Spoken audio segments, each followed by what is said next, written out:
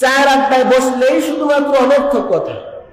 কে কি বলল, কে কি করলো, কার কি দোষ, কার কি গুণ, কার কি সমস্যা, কোন হুজুরের কি সমস্যা, শুধুমাত্র এইগুলো নিয়ে গবেষণা, এগুলো নিয়ে সমালোচনা।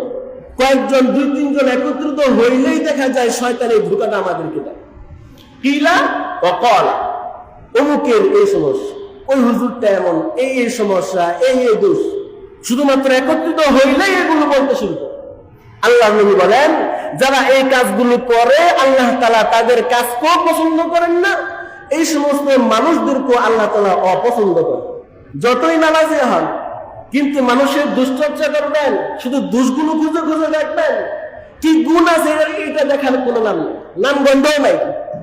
কি সমস্যা আছে, কোন জায়গায় কোন দুষ্টা ধরা যায়, শুধু এই ফিকির আছে, এই টেনশন নিয়ে সারাদিন 2-3 জন একত্রিত হইলে এই কথাগুলো বলা বলি।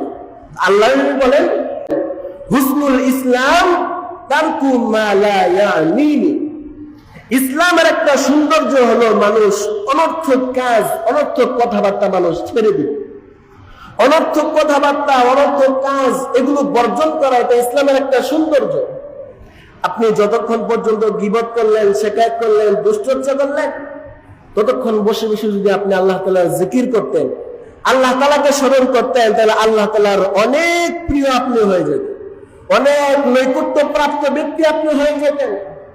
কিন্তু দুশ্চর্চা করার কারণে আপনি আল্লাহ তাআলার কাছে নিকৃষ্ট ব্যক্তি হিসেবে আপনি পরিচিত হন।